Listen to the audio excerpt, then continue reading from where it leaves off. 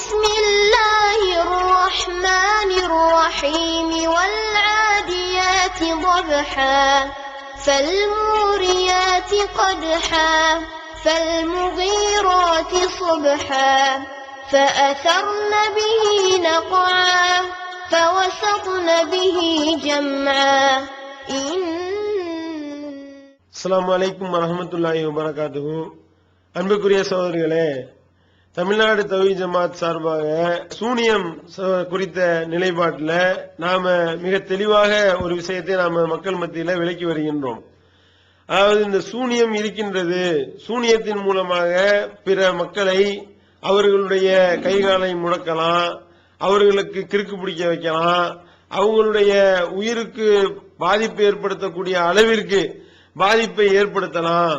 எந்த வழியா? இந்த சூனியத்தின் வாயிலாக இங்கே உட்கார்ந்து கொண்டு சில மந்திரங்களை சொல்லி சில வேலைகளை செய்வதன் மூலமாக எங்கேயோ இருக்கக்கூடிய ஒருவருடைய கைகாலை முடக்கலாம் என்று யார் நம்புகின்றாரோ அவர் அல்லாஹ்வுக்கு இணை கற்பிக்கக்கூடிய வேலையை செய்து வருகின்றார். அது அப்பட்டமான ஷிர்க் என்று நாம பிரச்சாரம் செய்து வருகின்றோம். இந்த வாதத்திற்கு பதில் சொல்ல வக்கில்லாதவர்கள், இந்த வாதங்களுக்கு பதிலளிக்க இயலாதவர்கள், திராணி இல்லாதவர்கள் என்ன செய்கின்றார்கள்? அதற்கு பதில் சொல்ல முடியாம அதுல சில குறுக்கு கேள்விகளை, எதிர் கேள்விகளை கேட்கக்கூடிய ஒரு நிலையை நாம பார்க்கின்றோம். அதாவது இதுதான் சரியான நிலைப்பாடு, நபிகள் நாயகம் ஸல்லல்லாஹு அலைஹி வஸல்லம் அவர்களுக்கு ஷிர்க் வைத்ததாக சொல்லப்படக்கூடியது மார்க்கத்தில் இல்லாதது, அவ்வாறு வரக்கூடிய ஹதீஸ்கள் அனைத்தும் குர்ஆனுக்கு முரண்படக்கூடிய செய்திகள், அதை ஏற்றுக்கொள்ளக் கூடாது என்ற நிலைப்பாடுல நாம் உறுதியாக இருக்கின்றோம். அல்லாஹ்வுடைய தூதரையே இந்த போன்ற சூனியத்தை வைத்து அவங்களுக்கு 6 மாதங்கள் என்ன நடந்துச்சுன்றதே தெரியாத அளவிற்கு பாதிப்புக்குள்ளானார்கள். அவங்களுக்கே என்ன எந்த மனைவிடத்துல போயிட்டு வந்தோன்னு தெரியாத அளவுக்கு குழப்பம் ஏற்பட்டு விட்டது அப்படின்னு சூனியத்தால அந்த அளவிற்கு பாதிப்புக்குள்ளானார்கள் யாரு நம்புறாங்களோ அப்படி நம்புபவர்களுக்கு அல்லாஹ் என்ன பதில் சொல்றான்? சூனியம் வைத்த ஒரு நபரையே பின்பற்றுகின்றீர்கள் என்று யாரு சொல்றானோ அநியாயக்காரன் தான் சொல்லுவான். அப்படி சொல்றவன் அநியாயக்காரன் என்று அல்லாஹ் தன்னுடைய திருமறையில சொல்லி காட்டுகின்றான். அப்ப நபிகள் நாயகம் ஸல்லல்லாஹு அலைஹி வஸல்லம் அவர்களுக்கு சூனியம் வைத்ததாக எவன் சொல்றானோ அவன் அநியாயக்காரன் அல்லாஹ் குர்ஆன்ல சொல்லி காட்டுறான். ஆனால் இந்த அநியாயக்காரன் என்ன சொல்லி காட்டுகின்றார்கள்? நபிகள் நாயகம் ஸல்லல்லாஹு அலைஹி வஸல்லம் அவர்களுக்கு சூனியம் வைத்ததாக சொல்லி காட்டுகின்றார்கள். அப்படி சூனியம் இந்த நாளும் இன்றளவும் வைக்கலாம், அப்படி வச்சு அல்லாஹ்வுடைய நாட்டத்தை கொண்டு மனிதர்களுக்கு பாதிப்பை ஏற்படுத்தலாம் அப்படின்னு சொல்லி இந்த சிகிர நம்பக்கூடிய கூட்டம் சொல்லிக் கொண்டிருக்கின்றது. இதை நாம அப்பட்டமான ஷிர்க்குன்னு மக்கள் மத்தியில பிரச்சாரம் பண்றோமா? நம்மளுடைய பிரச்சாரத்திற்கு பதிலளிக்க திராணி இல்லாத இந்த கூட்டம் என்ன பண்ணுது? சில குறுக்கு கேள்விகளை கேட்கின்றார்கள். என்ன கேள்வி? நம்ம என்ன சொன்னோம்? இது சிறுக்கு நம்ம சொல்லிட்டோமா? சொன்ன உடனே அவங்க என்ன கேட்கிறாங்க? இருக்கு அப்படின்னு நம்புறது சிறுக்கு அப்படின்னா புகாரி இமாம் முஸ்ரிக்கா, முஸ்லிம் இமாம் இருக்காரு அவர் முஸ்ரிக்கா? அப்ப இதுக்கு முன்னாடி அதெல்லாம் நம்புனாங்களே, அதை நம்பி அந்த ஹதீஸ்கள் எல்லாம் பதிவு பண்ணாங்களே, அந்த ஹதீஸ்களை அறிவிச்சாங்களே, அவங்க எல்லாம் முஸ்ரிக் ஆயிட்டாங்களா? அப்ப அவங்களுக்கு எல்லாம் நிரந்தர நரகமா அப்படின்னு சொல்லிட்டு இப்படி கேள்விகளை கேட்கின்றார்கள். அப்ப நான் சவுதி அரேபியாவில் தொழில் நடத்தக்கூடிய இமாம் இருக்காரு அவர் முஸ்லிக்கா? அவர் பின்னாடி நீங்க இன்னும் தொழ மாட்டீங்களா? ஏன்னா முஸ்லிக் பின்னாடி நம்ம இன்னும் தொழக்கூடாது, நம்ம பத்துவா கொடுக்குறோமா இல்லையா? அப்படின்னா இவங்க பின்னாடி தொழ மாட்டீங்களா? இப்படி குறுக்கு கேள்வியை கேட்கக்கூடியதை பார்க்கிறோம். இப்படி கேள்வி கேட்கும் பொழுது நாம அதற்கு என்ன விளக்கம் கொடுத்தோம் என்றால், சிறுக்கு என்பதுல இது 2 விதமா பிரிக்கணும். சூனியம்ன்றத அதை 2 விதமா, சூனியத்தை நம்புறதிலேயே 2 நிலையாக பிரிக்க வேண்டும். அதாவது ஒரு தவறு சூனியம் இருக்குன்னு நம்பிக்கொண்டிருக்கிறார், அவர் மேலோட்டமா அதை நம்புறாரு, அவருக்கு இதை இணை வைத்தல் என்று விளக்கப்படவில்லை, விளங்காமல் அதை மேலோட்டமா போன போக்கில் நம்பிக்கொண்டு போகின்றார். அப்படிப்பட்டவர் நம்ம முஷ்ரிக்குன்னு சொல்ல முடியாதுங்க.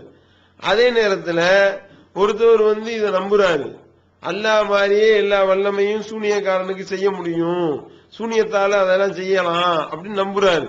அப்படி நம்பிக்கொண்டிருக்கிறவர்கிட்ட போய் இப்படி இது ஷிர்க்குன்னு நம்ம அப்பட்டமான ஷிர்க்குன்னு விளக்குறோம். விளக்கிய பிறகும் இல்ல நான் அப்படித்தான் நம்புவேன், அல்லாஹ்க்கு இருக்கிற மாதிரி ஆற்றல் இருக்கு, நான் அப்படி நம்புறேன் அப்படின்னு அவர் சொல்வாரே, ஆனால் அவர் முஷ்ரிக்கு அப்படின்னு நம்ம டிக்ளேர் பண்ணணும்னு நம்ம சொல்றோம். அதுக்கு நம்ம உதாரணமாக ஒரு ஹதீஸையும் நாம சொன்னோம். என்ன ஹதீஸ்? நசாயில வரக்கூடிய ஒரு ஆதாரபூர்வமான செய்தி. நபிகள் நாயகம் ஸல்லல்லாஹு அலைஹி வஸல்லம் அவரிடத்துல ஒரு யூத பாதிரியார் வருகின்றார். அந்த யூத பாதிரியார் வந்து சொல்றாரு, இன்னக்கும் துனத்திதூன் வ இன்னக்கும் துஷ்ரிகூன், நீங்கள் அல்லாஹ்வுக்கு இணை கற்பிக்கின்றீர்கள் அப்படி நபிகள் நாயகம் ஸல்லல்லாஹு அலைஹி வஸல்லம் அவர்களை பார்த்து சொல்றாங்க அந்த யூத பாதிரியார். அப்படி சொன்னதை கேட்டவனையும் ரசூல் ஸல்லல்லாஹு அலைஹி வஸல்லம் அவர்கள் என்ன நாங்க இணை வைக்கிறோம் என்று அல்லாஹ்வுடைய தூதர் அவர்கள் அவரிடத்துல கேட்கிறாங்க. அதற்கு அவர் சொல்றாரு, தக்கூலூன மாஷா அல்லாஹு வஷஅத, நீங்கள் உங்கள சொல்றீங்க அல்லாஹ்வும் அவருடைய தூதரும் நாடினீர்கள் என்று சொல்கின்றீர்கள். அல்லாஹ்வுடைய இடத்துல கொண்டே தூதரை உங்களை வைக்கிறாங்க. அப்ப இது இணை வைப்பா இல்லையா? வல் கஅபா, கஅபாவின் மீது சத்தியமாக என்று சொல்லி நீங்க வந்து சொல்கின்றீர்கள். அப்ப அல்லாஹ் அல்லாதவற்றின் மீது சத்தியம் பண்றது ஷிர்கா இல்லையா என்று சொல்லி அந்த யூத பாதிரியார் சொல்கின்றார். ஹதீஸ்கள் எப்படி வருது? அம்ஹல, இந்த செய்தியை கேள்விப்பட்டவனே ரசூல் ஸல்லல்லாஹு அலைஹி வஸல்லம் அவர்கள் அப்படியே அமைதியாயிட்டாங்க. அமைதியாயிட்டு அப்படியே கொஞ்ச நேரம் யோசிக்கிறாங்க. யோசிச்சதுக்கு அப்புறம் இன்னொரு அறிவிப்புல எப்படி வருது? சுப்ஹானல்லாஹ், அல்லாஹ் மிக பரிசுத்தமானவன் என்று ரசூல் ஸல்லல்லாஹு அலைஹி வஸல்லம் அவர்கள் சொன்னார்கள். சொல்லிவிட்டு கொஞ்ச நேரம் யோசிச்சுட்டு சொல்றாங்க, இனிமே இந்த மாதிரி சொல்லக்கூடாது. சஹாபாக்களுக்கு கட்டளையிடுறாங்க, வல் கஅபான்னு சொல்லாதீங்க, ரப்பில் கஅபா, கஅபாவினுடைய இறைவன் மீது சத்தியமாக சொல்லுங்க. மாஷா அல்லாஹ் சும்ம ஷிஅத, அல்லாஹ் நாடினான் பின்னர் நீங்கள் நாடினீர்கள் என்று சொல்லுங்கள் என்று நபிகள் நாயகம் ஸல்லல்லாஹு அலைஹி வஸல்லம் அவர்கள் சொன்னார்கள் என்ற செய்தியை நாம வந்து இதை சொல்லி நம்ம என்ன சொல்றோம்? இந்த ஹதீஸ்ல ரசூல் ஸல்லல்லாஹு அலைஹி வஸல்லம் அவர்களும் அவர்களோடு இருந்த தோழர்களும் ஒரு வாசகத்தை சொல்லிக் கொண்டிருக்கிறார்கள். அதை ரசூல் ஸல்லல்லாஹு அலைஹி வஸல்லம் அவர்கள் அங்கீகரித்துக் கொண்டிருக்கிறார்கள். அங்கீகரித்துக் கொண்டிருக்கிற நிலையில இது இணை கற்பிக்கக்கூடிய ஒரு வேலையா இருக்கு. இது தெரியல. இத வந்து ஒரு யூத பாதிரியார் வந்து சுட்டி காட்டுகிறார். இந்த மாதிரி நீங்க அல்லாஹ்க்கு இணை கற்பிக்கின்றீர்கள் என்று அவர் சுட்டி காட்டுகிறார். சுட்டி காட்டினோடனே ரசூல் ஸல்லல்லாஹு அலைஹி வஸல்லம் அவர்கள் அதை திருத்துகின்றார்கள். அப்படின்னா அப்ப வந்து இந்த ஷிர்கிலே நுட்பமான விஷயம் என்று ஒன்று அடங்கி இருக்கிறது. இது வந்து அவர் வந்து ரசூல் ஸல்லல்லாஹு அலைஹி வஸல்லம் அவர்களுக்கும் அந்த தோழர்களுக்கும் இந்த நுட்பமான விஷயத்தை அவர்கள் கவனிக்க தவறி இருக்கின்றார்கள். அது அல்லாஹ் அந்த யூத பாதிரியார் மூலமா அல்லாஹ் அதை சரி செய்கின்றான். அதை யூத பாதிரியார் சுட்டி காட்டினவனையும் ரசூல் ஸல்லல்லாஹு அலைஹி வஸல்லம் அவர்கள் அதை சரி செய்து கொண்டார்கள் அப்படின்ற ஹதீஸை சொல்லி, இதே மாதிரிதான் சூனியம் என்பத சூனியம் இருக்கு நாங்க நம்புறோம் அப்படின்ற மாதிரி மேலோட்டமா ஒருவர் நம்புவாரையானால் அவரை வந்து குத்தம் சொல்ல முடியாது. அவரிடத்துல இந்த வாதங்கள் எடுத்து வைக்கப்பட்டு, இந்த மாதிரி நீங்க சூனியத்தை நம்புறீங்களே, இது அல்லாஹ்வுடைய வல்லமையா இல்லையா? அல்லாஹ் தானே இந்த மாதிரியாக இங்க உட்கார்ந்துகிட்டு எங்கே இருக்கிற ஆளு நரம்பு பிடிச்சி இருக்கிற வேலையை யார் செய்ய முடியும்? எந்த விதமான உபகரணமும் இல்லாமல் இங்க உட்கார்ந்துகிட்டு நான் நினைச்ச ஆள் மேல நினைச்ச நேரத்துல நினைச்ச மாதிரி ஆதிக்கம் செலுத்த முடியும்னு ஒருத்தன் நம்புனானா அது அல்லாஹ்வுடைய வல்லமையை கையில் எடுக்கிறதாச்சே. இப்படி நீங்க நம்புனீங்கன்னா இப்படி சூனியம் இருக்கு. நபிகள் நாயகம் ஸல்லல்லாஹு அலைஹி வஸல்லம் அவர்களையே அந்த மாதிரியான வேலையில வந்து வீழ்த்த முடியும். அதுல வீழ்ந்துட்டாங்க. ரசூல் ஸல்லல்லாஹு அலைஹி வஸல்லம் அவர்கள் அப்படி பாதிப்புக்குள்ளானாங்க. எந்த மனைவிட்ட போனோன்னு கூட தெரியாத அளவுக்கு கன்ஃபியூஸ் ஆயிடுச்சு ரசூல் ஸல்லல்லாஹு அலைஹி வஸல்லம் அவர்களுக்கு. அப்படி நீங்க நம்புனீங்கன்னா அது சிறுக்குலங்க. இது எப்படி நீ நம்பலாம் ஒரு முஸ்லீம் அப்படின்னு சொல்லி நம்ம விளக்குறோம். இப்படி நாம விளக்கிய பிறகும் இல்ல அப்படி நான் நம்புறேன் அப்படின்னு ஒருவர் சொல்வாரே, ஆனால் அவர் மனமுரண்டுல சொல்றாரு, விதண்டாவாதத்துல சொல்றாரு, அதனால அவர் இணை கற்பித்து விட்டார் அப்படின்னு நம்ம சொல்றோம். அதே நேரத்தில் அவருக்கு சுட்டி காட்டப்படல. இது சுட்டி காட்டப்படாத நிலையில மேம்போக்கா ஒருவர் நம்பிக்கொண்டிருக்கிறாரே, ஆனால் அவர் முஸ்லிக் ஆக மாட்டாரு அப்படின்னு இந்த ஹதீஸை வச்சு நம்ம சொல்றோம், விளக்கம் சொன்னோம். இப்ப இந்த சிறு கூட்டம் என்ன பண்ணுதுன்னா, ஆஹா நல்ல பாயிண்டால இருக்கு, இவங்க இந்த ஹதீஸை நம்ம நம்பணும்னா இந்த ஹதீஸை நம்ம ஏற்றுக்கொள்வோமே, ஆனால் உங்களுக்கு பதில் சொல்ல முடியாதே, இதை வந்து நம்ம ஏத்துக்கிற மாதிரில ஆகுது, அப்ப இவங்களுடைய வாதம் சரியாவுல தெரியுது அப்படின்றதுனால என்ன பண்றாங்கன்னா ஐடியா பண்ணி அதுல இருந்து பல கேள்விகளை, பல வந்து உப்புக்கு சப்பு இல்லாத மனமுரண்டான விதண்டாவாதமான பல கேள்விகளை கேட்கிறாங்க. முதல் விஷயம் என்னன்னா, இந்த ஹதீஸ் ஹதீஸே கிடையாது அப்படின்னு சொல்லி குண்டை தூக்கி போடுறத பாக்குறோம். இது ஹதீஸே இல்ல, இது இது அறிவிக்கக்கூடியது ஒரு குத்தைலா பின் சைஃபின்றவர் வர்றாங்க, ஒரு பெண்மணி. அந்த பெண்மணி சஹாபியே கிடையாது என்று சொல்லி அந்த ஹதீஸையே அந்த சிறு கூட்டம் மறுக்கக்கூடியதை பாக்குறோம். சரி, ஓகே, இந்த குத்தைலா என்ற பெண்மணி சஹாபியா இல்லையா, அவங்க சஹாபி என்பதற்குண்டான ஆதாரம் என்ன அப்படின்றதுக்குண்டான அடுக்கடுக்கான சான்றுகளை எல்லாம் நம்ம அடுத்து நிறுவ இருக்கின்றோம். அவங்களுடைய முகத்திரையை கிழிப்போம், அவங்க சஹாபிய பெண்மணி தான் என்பதற்குண்டான அடுக்கடுக்கான சான்றுகளை நம்ம அள்ளி போடுவோம். இவங்க இந்த ஹதீஸை மறுக்கிறதுக்காக எப்படிப்பட்ட மனமுரண்டான வேலைகளை செய்து எப்படிப்பட்ட இருட்டடிப்போடு எல்லாம் இவர்கள் செய்திருக்கின்றார்கள் என்பதற்குண்டான அடுக்கடுக்கான சான்றுகளை நம்ம சொல்ல இருக்கின்றோம். சரி, இப்போ ஒரு வாதத்திற்கு, சரி குத்தைலா என்ற பெண்மணி சஹாபிய பெண்மணி கிடையாது, சரி ஓகே அப்படின்னு வச்சுக்கிறோம், நம்ம ஒரு பேச்சுக்கு வச்சுக்கிறோம். வைத்துக்கொண்டு இப்ப நீங்க மறுக்கிறீங்களே, நீங்க என்ன சொல்ல வர்றீங்க அப்படின்னு சொல்லி அந்த சிறு கூட்டத்திட்ட கேட்டா அவர்கள் என்ன சொல்கின்றார்கள், இது குத்தைலா பின் சைஃபின்ற பெண்மணி வழியா வரக்கூடிய செய்தி எல்லாம் பலவீனம், அவங்க மஜூல் ஹாலு, அவங்க அறியப்படாத ஒரு ஆளு, அதனால அவங்களுடைய அந்த செய்தியை ஏற்றுக்கொள்ள கூடாது, அது ஹதீஸே கிடையாது, ரசூல் ஸல்லல்லாஹு அலைஹி வஸல்லம் அதை சொல்லல என்று சொல்லிவிட்டு என்ன சொல்றாங்கன்னா, குதைபா என்ற அந்த சஹாபி வழியா அறிவிக்கப்படக்கூடிய செய்திகள் ஆதாரபூர்வமான செய்தி, அதுல வரக்கூடிய ராவிகள் வரிசை சரியாக இருக்கின்றது, அவர் சொன்ன செய்தியை நாம் ஏற்றுக்கொள்ளலாம், அந்த செய்தியில என்ன வருதுன்னு பாருங்க என்று சொல்லி நம்ம ஒரு பெரிய பாயிண்ட் கண்டுபிடிச்ச மாதிரி இந்த சிறு கூட்டம் சில செய்திகளை சொல்லுகின்றது. என்ன செய்தி சொல்றாங்க, குதைபா அவர்கள் அறிவிக்கக்கூடிய செய்தி அது ஆதாரபூர்வமான செய்தியா. சரி, ஓகே, அதுல என்ன சொல்லப்பட்டிருக்கு, குதைபா அவர்கள் அறிவிக்கக்கூடிய செய்தி அகமதுல பதிவு செய்யப்பட்டிருக்கின்றது. முஸ்லிம்கள் வேதக்காரர்களை கனவுல காண்றாங்க. அவங்க வேதக்காரர்கள் முஸ்லிம்களிடத்துல சில செய்தியை சொல்கின்றார்கள். என்ன சொல்றாங்க, முஸ்லிம்கள் முதல்ல வேதக்காரர்கிட்ட சொல்றாங்க, கிறிஸ்தவர்களும் வருகின்றார்கள் யூதர்களும் வருகின்றார்கள், ரெண்டு விதமாக வருகின்றது. முதல்ல யூதர்கள் முஸ்லிம்களிடத்துல வர்றாங்க. அப்ப முஸ்லிம்கள் யூதரிடத்துல சொல்றாங்க, என்ன சொல்றாங்க, நீங்க உசைர் இருக்கிறாரே, அந்த உசைர் நபியை நீங்கள் வணங்காமல் இருந்தால் நீங்க சிறந்தவங்க என்று முஸ்லிம்கள் வேதக்கார யூதர்களை பார்த்து சொல்கின்றார்கள்.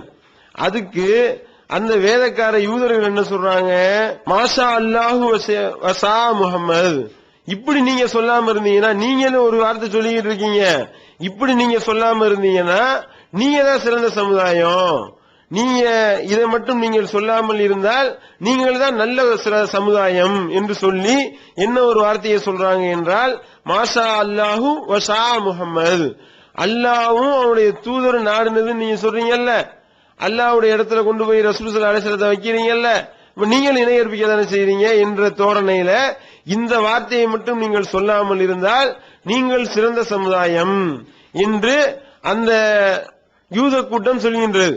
அதே மாதிரி அடுத்து கிறிஸ்தவர்கள் வருகின்றார்கள். கிறிஸ்தவர்கள் வரும்பொழுது அந்த கிறிஸ்தவர்களிடத்துல முஸ்லிம்கள் சொல்றாங்க, ஈசாவை வணங்காமல் இருப்பீர்களே ஆனால் நீங்கள் சிறந்த சமுதாயம் அப்படின்னு சொல்லி கிறிஸ்தவர்களிடத்துல முஸ்லிம்கள் சொல்றாங்க.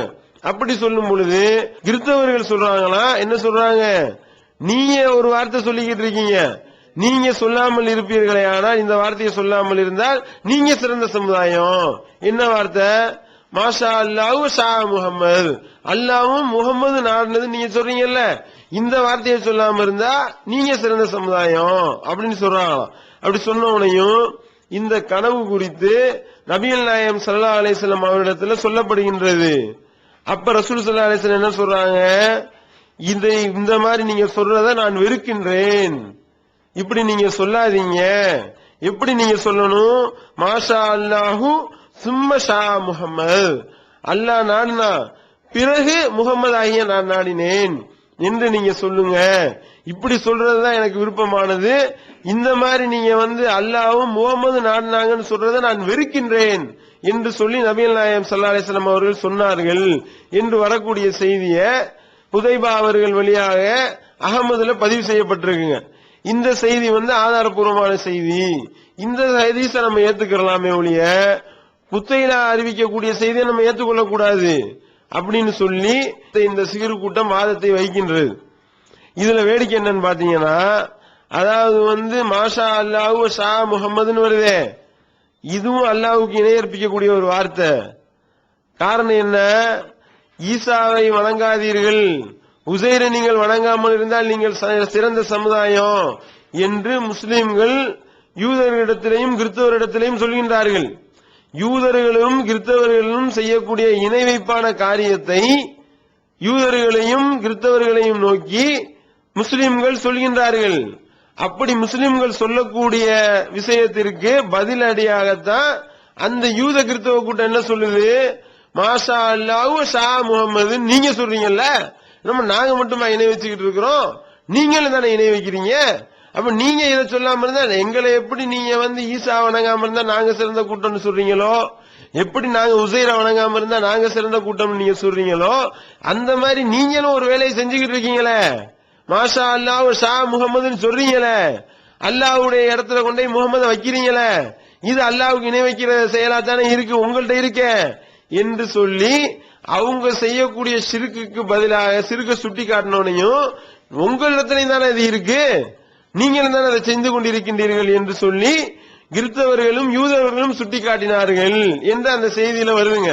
இந்த செய்தியை போய் ரசூல் ஸல்லல்லாஹு அலைஹி வஸல்லம் அவரிடத்துல சொல்லாம இருந்தா அது ரசூல் ஸல்லல்லாஹு அலைஹி வஸல்லம் அதுல சம்பந்தப்படல, நபிக்கும் அதுக்கும் சம்பந்தம் இல்லைன்னு சொல்லிட்டு போயிடலாம். ஆனால் ரசூல் ஸல்லல்லாஹு அலைஹி வஸல்லம் அவரிடத்துல இந்த கனவுக்கான அங்கீகாரத்தை பெற்று விட்டார்கள் சஹாபாக்கள். இந்த கனவு கொண்டு போய் சஹாபாக்கள் சொல்கின்றார்கள். அப்படி சொல்லும் பொழுது ரசூல் ஸல்லல்லாஹு அலைஹி வஸல்லம் என்ன சொல்றாங்க? மாஷா அல்லாஹ் ஷா முகமதுன்னு நீங்கள் சொல்வதை நான் வெறுக்கின்றேன் என்று யூதர்களும் கிறிஸ்தவர்களும் வைத்த வாதத்தை ரசூல் ஸல்லல்லாஹு அலைஹி வஸல்லம் அவர்கள் ஏற்றுக்கொள்கிறார்கள். ஏற்றுக்கொண்டு அவங்க சுட்டி காட்டுறது கரெக்ட் தான், நீங்க எப்படி ஈசாவையும் நீங்க எப்படி உசைரையும் வணங்குறத நீங்க குத்தம் சொன்னீங்கல்ல, அவங்கள அல்லாஹ்வுடைய இடத்துல கொண்டு போய் வைக்கிறாங்கன்னு நீங்க சொன்னீங்கல்ல, குற்றச்சாட்டு வச்சீங்கல்ல, அதுக்கு பதிலடியா அவங்க வைக்கக்கூடிய குற்றச்சாட்டு கரெக்ட் தான், அவங்க அல்லாஹ்வுடைய இடத்துல கொண்டு என்னை வைக்காதீங்க என்று நபிகள் நாயகம் ஸல்லல்லாஹு அலைஹி வஸல்லம் அவர்கள் இதை நான் வெறுக்கின்றேன் என்று சொல்லி எப்படி சொல்லணும்? மாஷா அல்லாஹு சும்ம ஷா முஹம்மது, அல்லாஹ் நாடுனா அதற்கு பின்னர் நான் நாடினேன் என்று சொல்றதுதான் சரி என்று நபிகள் நாயகம் ஸல்லல்லாஹு அலைஹி வஸல்லம் அவர்கள் இவ்வளவு தெளிவா சொல்லி இருக்கின்றார்கள்.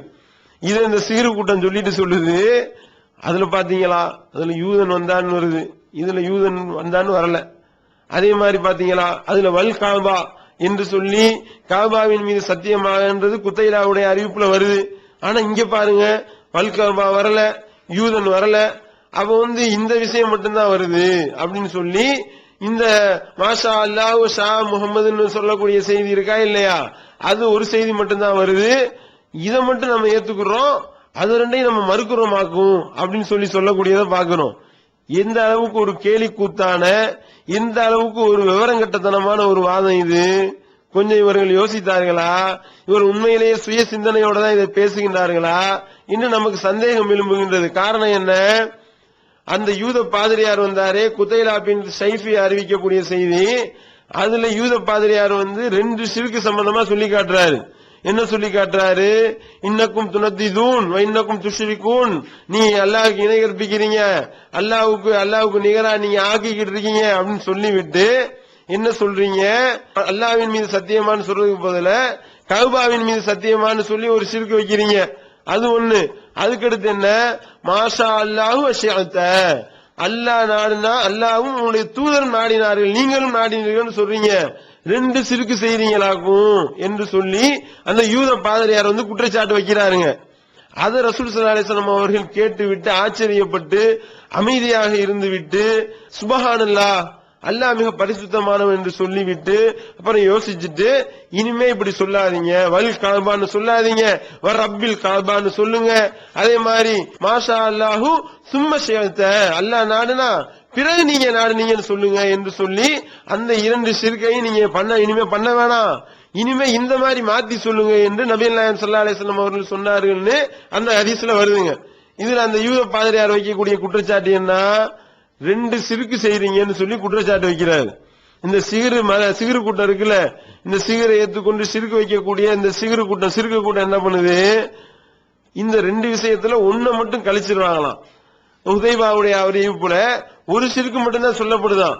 இப்ப ஒண்ணு மட்டும்தான் நம்ம ஏத்துக்கிறோம், ரெண்டையும் ஏத்துக்கிற கூடாது. எப்படி இருக்கின்றது என்றால், ஒரு நபர் வருகின்றார், அவருக்கு ஒரு குற்றச்சாட்டு வைக்கிறார். என்ன சொல்றாரு?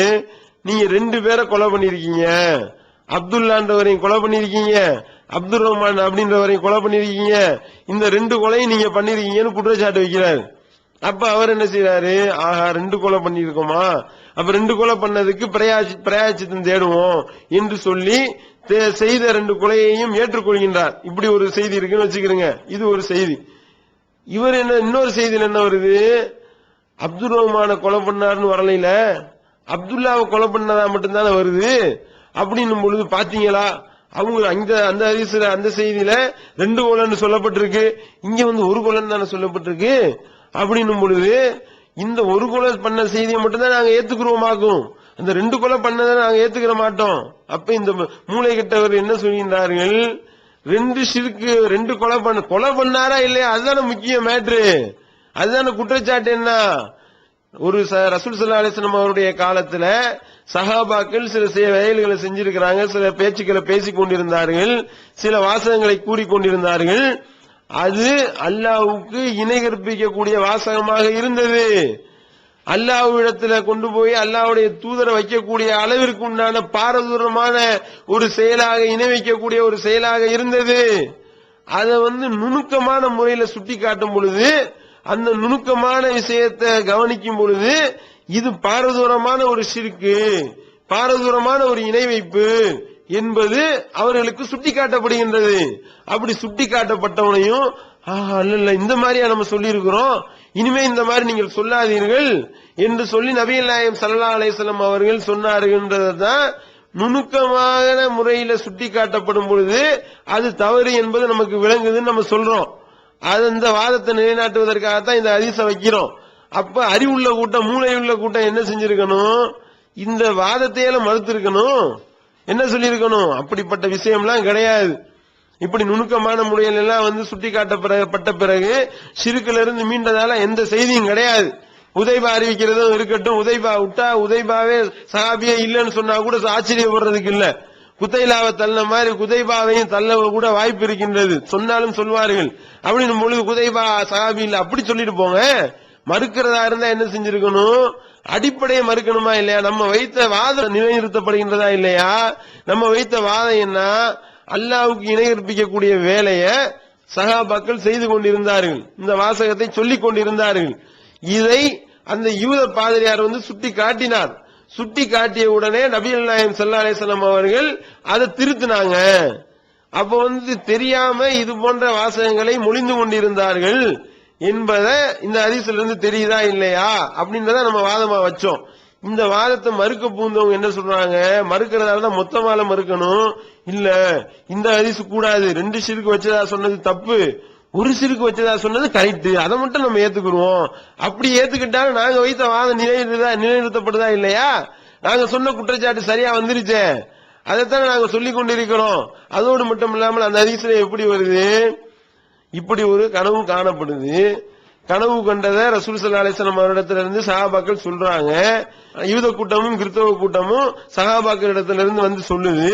சொல்லும் பொழுது இந்த மாதிரி நீங்களும் தானே இப்படி பண்ணிக்கிட்டு இருக்கீங்க என்று சொல்லி, மாஷா அல்லாஹு வஸா முஹம்மது, அல்லாஹ்வும் அவருடைய முகமது நாடினார்கள் என்று நீங்க சொல்றது ஷிர்க் தானே என்று சொல்லி, இந்த சஹாபாக்கள் மத்தியில இருந்த அந்த ஷிர்கான ஒரு விஷயம் எடுத்து காட்டப்படுது. இந்த செய்தியை ரசூல் ஸல்லல்லாஹு அலைஹி வஸல்லம் அவரிடத்துல போய் சொல்றாங்க. இந்த மாதிரி யூதர்கள் சொன்னதாம் கிறிஸ்தவர்கள் சொன்னதாம் நாங்கள் கனவு கொண்டோம் அப்படின்னோனையும் ரசூல் ஸல்லல்லாஹு அலைஹி வஸல்லம் அப்படியா, அப்படி நீங்க சொல்லிக்கிட்டு இருக்கீங்களா, இப்படி சொன்னீங்களா அப்படின்னு கேட்டாங்களா? அல்லது இப்படி நீங்கள் சொல்வதை நான் வெறுக்கின்றேன், நீங்க அப்படி சொல்லக்கூடாது அப்படின்னு சொன்னாங்களா? அப்பனா இந்த ஹதீஸ்ல இருந்து என்ன தெரியுது? ரசூல் ஸல்லல்லாஹு அலைஹி வஸல்லம் அவருடைய நடவடிக்கையிலிருந்து என்ன விளங்குது? அப்ப சஹாபாக்களிடத்துல அந்த ஒரு வாசகம் சொல்லப்பட்டு கொண்டிருந்தது. அது நபிகள் நாயகம் ஸல்லல்லாஹு அலைஹி வஸல்லம் அவர்களுக்கும் தெரிந்திருந்தது. அப்படி தெரிந்திருந்த காரணத்தினாலதான் அப்படி சொன்னீங்களா, நீங்க அப்படி சொல்லிக்கிட்டு இருக்கீங்களா, இன்னும் இப்படி யூதனு கிறிஸ்தவன் குற்றச்சாட்டு வைக்கிற அளவுக்கு போயிச்சா நிலைமை அப்படின்னு சொல்லி கேட்டாங்களா? அப்படி கேட்காம அந்த ஏற்றுக்கொண்டு ரசூல் ஸல்லல்லாஹு அலைஹி வஸல்லம் அவர்கள் அதை கண்டித்தார்கள் என்றதை பார்க்கிறோமே. இப்ப இந்த ஹதீஸ்ல இருந்து என்ன விளங்குது? நமக்கு அந்த சிகிரு கூட்டமே பாயிண்ட் எடுத்து கொடுக்குது. ஹுதைபாவுடைய செய்தியை நாங்க ஏற்றுக்கொண்டோம். ஹுதைபாவுடைய செய்தியில நுட்பமான ஷிர்க் இருக்கு. அதை யூதர்களும் கிறிஸ்தவர்களும் வந்து சுட்டி காட்டினார்கள், கனவுல வந்து சொன்னார்கள். அப்படி சொன்னதை நாங்க ஏற்றுக்கொண்டோம். என் நபிகள் நாயகம் ஸல்லல்லாஹு அலைஹி வஸல்லம் அவர்கள் அதை வழிமொழிகின்றார்கள். எதையும் வழிமொழிகின்றார்கள்? ஈசாவையும் அது போன்று உசைரையும் வணங்குற நீங்க வணங்காம இருந்தா நல்ல கூட்டம்னு சொன்ன மாதிரி, இந்த மாதிரி நீங்க அல்லாஹ்வுடைய இடத்துல கொண்டு போய் முகமது ஆக்காம இருந்தா நீங்க நல்ல கூட்டம்னு சொல்லி அந்த யூத கிறிஸ்தவர்கள் கனவுல வந்து வைத்த வாதத்தை ரசூல் ஸல்லல்லாஹு அலைஹி வஸல்லம் அவர்கள் ஏற்றுக்கொண்டார்கள் தெரியுதா இல்லையா? அப்ப இதுல இருந்து வந்து நம்ம சொன்ன அந்த ஒரு வாதம் நிலைநிறுத்தப்படுகின்றது. நமக்கு இந்த சிகிரு கூட்டமே பாயிண்ட் எடுத்து கொடுக்குது அப்படின்றத இந்த ஹுதைபாவினுடைய அகமது நூலில் பதிவு செய்யப்பட்டுள்ள அறிவிப்பின் வாயிலாக நாம விளங்கிக் கொள்கின்றோம். அடுத்து நீங்க பாத்தீங்கன்னா இதே ஹுதைபா அறிவிக்கக்கூடிய இன்னொரு செய்தி, அது இதுல இடம்பெறுகின்றது. அபுதாவுது அகமதுல அறிவிக்கக்கூடிய செய்தி. அந்த செய்தியை பாத்தீங்கன்னா ரசூல் ஸல்லல்லாஹு அலைஹி வஸல்லம் அவர்கள் மொட்டையா சொல்றாங்க, நீங்கள் மாஷா அல்லாஹு வ ஸா ஃபுலான் அப்படின்னு சொல்லாதீங்க. அல்லாஹ்வும் தூதரும் தான் எல்லாத்துக்கும் அப்படின்ற மாதிரி நீங்க சொல்லாதீங்க. நீங்க சொல்றதா இருந்தா மாஷா அல்லாஹு சும்ம ஸா ஃபுலான் அப்படின்னு நீங்க சொல்லுங்க என்று ரசூல் ஸல்லல்லாஹு அலைஹி வஸல்லம் அவர்கள் சொன்னார்கள் என்ற செய்தி அபுதாவுது அகமது ஆகிய நூல்கள்ல ஹுதைபா அவர்கள் அறிவிக்கக்கூடிய செய்தியா பதிவு செய்யப்பட்டிருக்குங்க. இதுலயும் அதுதான் என்ன, இதுல வந்து மேல உள்ள வர்ணனைகள் கூடுதலான உள்ள வர்ணனைகள்லாம் வரல. மொட்டையா என்ன வருது? அல்லாஹ்வும் அவருடைய தூதர் தான் இப்படி சொல்லிடக்கூடாது. அல்லாஹ்வுடைய இடத்துல கொண்டு போய் தூதரை வச்சிடாதீங்க. வைக்காம என்ன சொல்லுங்க, அல்லாஹ்வுக்கு அடுத்தபடியா அல்லாஹ்வுடைய தூதர் இப்படின்னு சொல்லுங்க. இதுலயும் நம்ம சொல்லக்கூடிய கான்செப்ட் வருதா இல்லையா? அல்லாஹ்வுக்கு இணையா அல்லாஹ்வுடைய தூதர் ஆக்க கூடாதுன்றதான மேட்ரு. அதை விளங்காம சொல்லிக்கிட்டு இருந்திருக்காங்களே, மாஷா அல்லாஹ் வ ஸா ஃபுலான் அப்படின்னு சொல்லிக்கிட்டு இருந்திருக்காங்கல்ல. அப்படி சொன்னதை கேட்டதுனாலதான் ரசூல் ஸல்லல்லாஹு அலைஹி வஸல்லம் அவர்கள் நீங்க அந்த மாதிரி சொல்லாதீங்க, சும்ம ஸா ஃபுலான்னு சொல்லுங்க அப்படின்னு சொல்றாங்க. அப்புறம் இந்த ஹதீஸ்லயும் நாம வைக்கக்கூடிய வாதம் நிலைநிறுத்தப்படுகின்றது. அதுக்கடுத்து பாத்தீங்கன்னா இப்னு அப்பாஸ் அவர்கள் அறிவிக்கக்கூடிய செய்தி இந்த சிகிரு கூட்டம் எடுத்து காட்டுது. அதுல எப்படி வருது? ஒரு மனிதர் மாஷா அல்லாஹு வ ஷிஅத அப்படின்னு சொன்னாரு. அப்ப ரசூல் ஸல்லல்லாஹு அலைஹி வஸல்லம் சொல்றாங்க, அவர் நோக்கி கேள்வி கேட்டாங்களாம். அகமதுல வரக்கூடிய செய்தி என்ன செய்தி? என்ன அல்லாஹ்வையும் என்னையும் நீ சமமாக்குறியா? இதுதானே ஷிர்க்கு. இதுதானே நம்ம ஷிர்க்குன்னு சொல்லிக்கிட்டு இருக்கிறோம். அப்ப வந்து மாஷா அல்லாஹு வ ஷிஅத என்ற அந்த வார்த்தை அல்லாஹ்வுடைய இடத்துல கொண்டு போய் அல்லாஹ்வுடைய தூதரை வைக்கிறதா ஆகுதுன்னு தான் நம்ம சொல்றோம். அப்ப அப்படி சொல்லிக் கொண்டிருந்திருக்கின்றார்களே, அப்படி சொல்லிக் கொண்டிருந்ததை தான் ரசூல் ஸல்லல்லாஹு அலைஹி வஸல்லம் கண்டிக்கிறாங்க. எப்படி கண்டிக்கிறாங்க? அல்லாஹ்வை என்னை நீ சமமாக்குறியா? இப்படி நீ சொல்லாத, மாறா நீ எப்படி சொல்லு, மாஷா அல்லாஹு வஹத, அல்லாஹ் மட்டும்தான் நாடுதான் அப்படி நீ சொல்லு என்று நபிகள் நாயகம் ஸல்லல்லாஹு அலைஹி வஸல்லம் அவர்கள் சொன்னார்கள் என்ற செய்தி இப்னு அப்பாஸ் ரலியல்லாஹு அன்ஹு அவர்கள் வாயிலா அறிவிக்கப்படக்கூடிய செய்தி அஹ்மதுல பதிவு செய்யப்பட்டிருக்கு. இந்த சீரு கூட்டம் நமக்கு பாயிண்ட் எடுத்து கொடுக்குது. இல்ல ரசூல் ஸல்லல்லாஹு அலைஹி வஸல்லம் அவர்கள் இந்த மாதிரி சொல்றத அல்லாஹ்வுக்கு ஈக்குவல் ஆக்குவதாக சொல்லி, அல்லாஹ்வுக்கு இணை வைப்பதாக சொல்லி அல்லாஹ்வுடைய தூதர் அவர்களை கண்டித்திருக்கிறார்கள். இதை நாங்கள் ஏற்றுக்கொள்வோம். காரணம் என்ன? இது ஷிர்க்கு. இந்த ஷிர்க்கை நாங்க ஏத்துக்கிறோம். அந்த யூதர் வந்து சொன்ன ஷிர்க்கை மட்டும் தான் நாங்க ஏத்துக்கிற மாட்டோம். அந்த யூத பாதிரியார் வந்து வல்காபான் இன்னொரு ஷிர்க்கு சொன்னார்ல, ஒரு கொலை 2 கொலை பண்ணது கூடாது, அதை நாங்க ஏத்துக்கிற மாட்டோம். ஒரு கொலை பண்ணதா மட்டும் சொல்லுங்க, அதை நாங்க ஏத்துக்குருவோம் என்று சொல்லி இப்னு அப்பாஸ் ரலியல்லாஹு அன்ஹு அவர்கள் அறிவிக்கக்கூடிய செய்தியையும் இவர்கள் வந்து நமக்கு கூடுதல் ஆதாரமா எடுத்து தருகின்றார்கள். இதிலேயே நம்மளுடைய வாதம் நிலைநாட்டப்படுகின்றது. அடிப்படை வாதம் என்ன? ரசூல் ஸல்லல்லாஹு அலைஹி வஸல்லம் அவருடைய காலத்துல சஹாபாக்கள் சில வாசகத்தை சொல்லிக் கொண்டிருக்கின்றார்கள். அந்த வாசகமானது அல்லாஹ்வுக்கு இணை கற்பிக்கக்கூடிய வாசகமாக இருக்கின்றது. அதை யார் மூலமாகவோ சுட்டிக்காட்டப்படுகின்றது. அதை ரசூல் ஸல்லல்லாஹு அலைஹி வஸல்லம் அவர்கள் கண்டிச்சு, இப்படி அல்லாஹ்வுக்கு இணையா என்னை கொண்டு போய் ஆக்கிறாதீங்க என்று சொல்லி ரசூல் ஸல்லல்லாஹு அலைஹி வஸல்லம் திருத்தினாங்க. இது அந்த குதைலா பின்த் ஸைஃபியினுடைய ஹதீஸ் வருதே, அந்த ஹதீஸை ஏத்துக்காம இருக்கிறது ரெண்டாவது. அதை விளக்க போறோம். அது தள்ளிடுங்க, நீங்க சொன்ன மாதிரி சரி வேணாம் விட்டுருங்க. ஹுதைபாவுடைய அறிவிப்புல இருந்து இப்னு அப்பாஸ் அவர்களுடைய அறிவிப்புல இருந்து என்ன தெரியுது? நம்ம வைத்த வாதம் நிலைநாட்டப்படுதா இல்லையா? அப்ப இது நாம இந்த இடத்துல இவர்கள் எப்படிப்பட்ட இரட்டை வேடதாரிகளாக இருக்கின்றார்கள், எப்படிப்பட்ட ஒரு மனமுரண்டாக இதை மறுக்கின்றார்கள் என்பதற்கு இந்த செய்தியை நாம் ஆதாரமாக சொல்லிக் கொள்கின்றோம். அன்புக்குரிய சோழர்களை, அடுத்து நீங்க பாத்தீங்கன்னா, அதாவது இந்த அல்லாஹ்வும் அவருடைய தூதரும் நாடியது, அல்லாஹ்வும் அவருடைய தூதரும் நாடினார்கள் என்று சொன்ன செய்தி ஒரு பாரதூரமான விஷயம் இல்லையா? அது ரொம்ப சர்வ சாதாரணமா உள்ள விஷயமா? அது எல்லாரும் இந்த மாதிரி பயன்படுத்தி இருக்கிறாங்க. ஏன் அல்லாஹ்வே குர்ஆன்ல அந்த மாதிரி ஒரு வாசகத்தை பயன்படுத்தி இருக்கிறான் அப்படின்னு சொல்லி ஒரு சில வசனங்களை மேற்கோள் காட்டுறாருங்க. என்ன செய்தி?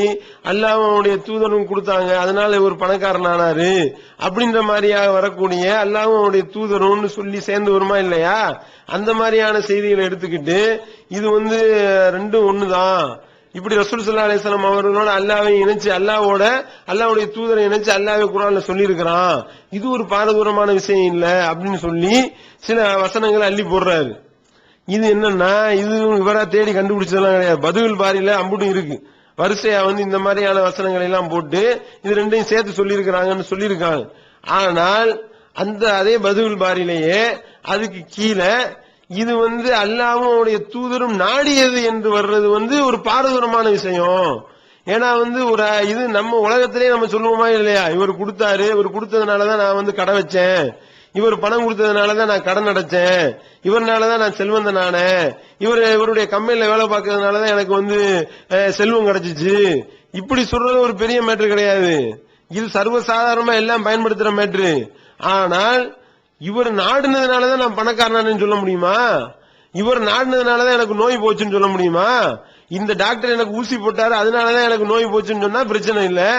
இந்த டாக்டர் நாடியதால்தான், இந்த டாக்டரும் அல்லாஹ்வும் நாடினார்கள் அதனாலதான் எனக்கு நோய் போச்சுன்னு சொல்ல முடியுமா? இந்த டாக்டரும் இவரும் நாடியதுனாலதான் எனக்கு நோய் சரியானதுன்னு சொன்னா பாரதூரமான விஷயமாச்சு. அல்லாஹ்வுடைய இடத்துல கொண்டு போய் வைக்கிறீங்க.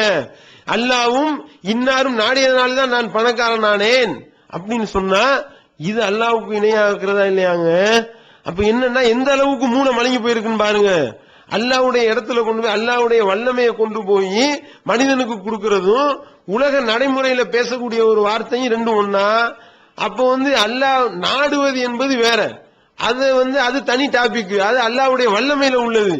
இது உலகத்துல எல்லாரும் கொடுக்கிறது. அல்லாஹ்வும் அவனுடைய தூதர் நாடினாங்கன்னு சொல்லி வருதா இல்லையா? இது அல்லாஹ்வுடைய இடத்துல கொண்டு போய் அல்லாஹ்வுடைய தூதரை வைக்கக்கூடிய பச்சையான ஷிர்க்குன்னு நம்ம சொல்லிட்டு இருக்கிறோம். அதாவது முதல்ல இந்த நாடுனதுன்னா என்ன, நாடுறதுன்னா இதனுடைய விளக்கத்தை முதல்ல விளங்கிக்கிறோங்க நம்ம. அதாவது ஒரு செயலை செய்வதற்கு முன்னாடி இவர் நாடினார், இவரும் அல்லாஹ்வும் நாடினார்கள் என்றால் அது இல்முல் கைபுல உள்ளது, மறைவான விஷயம். அல்லாஹ் நாம ஒரு வேலையை செய்ய போறோம், அந்த வேலையை நம்ம செய்யறதுக்கு முன்னாடி அல்லாஹ் நாடிடுவான். அல்லாஹ் நாடினாலே தவிர நீங்க நாடுறது கிடையாதுன்னு அல்லாஹ் சொல்றானா இல்லையா? அப்ப என்னன்னா அல்லாஹ் முதல்ல நாடிடுறான், அல்லாஹ் இன்னதான் நடக்கணும்னு முடிவெடுத்துறான். அப்படின்னும் பொழுது அந்த இடத்துல கொண்டு போய் அல்லாஹ்வுடைய தூதரை வச்சா அப்ப அல்லாஹ்வோட சேர்த்து அவர் நாடினாரு அப்படின்னு ஆகுதா இல்லையாங்க? அப்ப இதுதான் அப்பட்டமான ஷிர்க்கு. அல்லாஹ்வுடைய இடத்துல கொண்டு போய் அல்லாஹ்வுடைய தூதர் அல்லாஹ் நாடின மாதிரி முன்னாடியே நாடிட்டாங்க. அல்லாஹ் முன்னாடி எல்லா விஷயத்தையும் விளங்கி வச்சிருக்கிற மாதிரி இவங்க விளங்கி வைத்திருக்கிறார்கள். இவங்க நாடியதுனால தான் அல்லாஹ் நாடின மாதிரி நடக்கிற மாதிரி இவங்க நாடினதுனாலதான் நடந்துச்சுன்றதும் இந்த உலகத்துல நீங்க இப்ப ஒருத்தர் நமக்கு ஒரு உதவி செய்யறாருன்னு வைங்க, ஒரு பணக்காரர் ஆகிறதுக்கு ஒரு ஹெல்ப் பண்ணாரு, இவர் பணம் கொடுத்ததுனால தான் பணக்காரன் செஞ்சு முடிஞ்சாச்சு. நம்ம பணக்காரனானதுக்கு உண்டான எப்படி பணக்காரனோ இவர் பணத்தை கொடுத்தாரு கண்கூடா பாக்குறோம், இவர்னாலதான் நோய் குணமாச்சுன்னு சொல்றோம். ஒரு டாக்டர் ஊசி எடுத்து ஊசி குத்திருப்பாரு, ஊசி குத்துனதுனால காய்ச்ச போயிருக்கும், அதனால எனக்கு நோய் போச்சுன்னு சொல்றோம். இதுவும் நாடுறதும் ஒன்னா? இதுவும் நாடுறதும் எப்படி ஒன்னாகும்? நாடுவது என்பது அல்லாஹ்வுடைய வல்லமையில உள்ளது. அல்லாஹ் மாதிரி நம்ம முன்னாடியே நாட முடியுமா? கொடுத்து ஹெல்ப் பண்ணலாம், ஊசி போட்டு மாத்திரை கொடுத்து சரி பண்ணலாம். அது சரி பண்றது கண்ணால பாப்பாரு, கண்ணால நம்ம தெரியுது, நடந்து முடிஞ்ச ஒரு விஷயம். நாடுறது எப்படி தெரியும்? இவர் நாடு அல்லாஹ் நாடின மாதிரி இவர் நாடினதுனாலதான் இது நடந்துச்சுன்னு சொன்னா அது அல்லாஹ்வுடைய இடத்துல கொண்டு போய் அல்லாஹ்வுடைய தூதரை வைக்கிறதா இல்லையா? இவ்வளவு ஒரு பாரதூரமான ஒரு விஷயத்தை கூட எந்த அளவிற்கு ஒரு சர்வ சாதாரணமா, இதெல்லாம் சர்வசாதாரணமா உள்ள ஒரு விஷயங்க என்று சொல்லக்கூடியதை பார்க்கிறோம். அதாவது இந்த நாடக்கூடிய விஷயம் என்பது இருக்கா இல்லையா? அந்த நாடக்கூடிய விஷயத்துல என்ன வருதுன்னா, நான் பணக்காரன் ஆகணுமா இல்லையா என்பதை இவர் முன்கூட்டியே முடிவெடுக்கிறார். எப்படி முடிவெடுக்கிறார்? அல்லாஹ் முடிவெடுக்கிற மாதிரி முடிவெடுக்கின்றார் என்று ஆவது.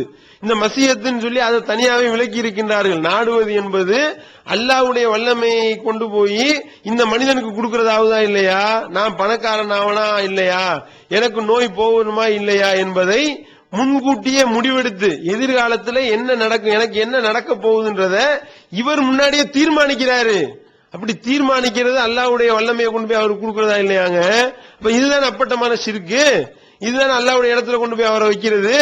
அப்ப இந்த ஒரு நுணுக்கமான விஷயம் கூட விளங்காமல் இவர்கள் அதை நிலைநாட்டக்கூடிய, அதை சரி காணக்கூடியதை பார்க்கிறோம். இதை இவர்களுக்கு பதிலாக நாம சொல்லிக் கொள்கின்றோம். அப்ப இதுல இந்த குதைலா பின் சைஃபி இருக்காங்களே, அவங்க வழியா அறிவிக்கக்கூடிய அகமதுல இருக்கக்கூடிய நசாயில இருக்கக்கூடிய அந்த ஆதாரபூர்வமான யூத பாதிரியார் சொன்னாரு என்று சொன்ன செய்தி பலகீனமான செய்தின்னு இவங்க சொல்றாங்கல்ல, அந்த வாதத்துக்குள்ள நம்ம இன்னும் போகலங்க. அதை போகாம நம்ம என்ன பண்ணிருக்கிறோம், சரி அது சஹாபி இல்லன்னு வச்சுக்கிருவோம், அந்த ஹதீஸை தள்ளிடுவோம். அப்ப நீங்க என்ன ஹதீஸை சொல்ல வர்றீங்க, எந்தெந்த ஹதீஸ்லாம் இருக்குன்னு சொல்றீங்கன்னு சொல்ல அடிப்படையில இந்த குதைபாவுடைய செய்தியையும் இப்னு அப்பாஸுடைய செய்தியையும் எடுத்துக்கொண்டு நாம பேசுறோம். இதுல என்ன நாம இப்ப விளக்கி இருக்கிறோம் உங்களுக்கு, அந்த குதைலாவுடைய செய்தியை ஏற்றுக்கொள்ளாவிட்டாலும் அதை நாம நிராகரித்தாலும் அதை நம்ம நிறுவ போறோம். அடுத்து அதை ஏற்றுக்கொள்ளாவிட்டாலும் அதை தள்ளிவிட்டாலும் இவங்க ஏற்றுக்கொண்ட ஹதீஸ்கள் இருக்கின்றதே, ஹுதைபாவுடைய செய்தியா இருக்கட்டும், இப்னு அப்பாஸுடைய செய்தியா இருக்கட்டும், அது தொடர்பாக வரக்கூடிய செய்தியா இருக்கட்டும், அனைத்திலையும் அல்லாஹ்வுக்கு இணை கற்பிக்கக்கூடிய ஒரு வேலையை, ஒரு வாசகத்தை சஹாபாக்கள் சொல்லிக் கொண்டிருந்தார்கள். அதை ரசூல் ஸல்லல்லாஹு அலைஹி வஸல்லம் அவர்கள் கண்டித்தார்கள். இனிமே அந்த மாதிரி சொல்லாதீர்கள் என்று ரசூல் ஸல்லல்லாஹு அலைஹி வஸல்லம் அவர்கள் கட்டளை போட்டார்கள். அப்ப நம்ம சொன்ன வாதம் நிலைநாட்டப்பட்டுருச்சு, அவங்களே அதை ஒப்புக்கொண்டார்கள். எப்படி? இந்த மாதிரி ரசூல் ஸல்லல்லாஹு அலைஹி வஸல்லம் அவருடைய காலத்துல ஒரு ஷிர்கான வேலையை செய்து கொண்டிருந்திருக்கிறார்கள்.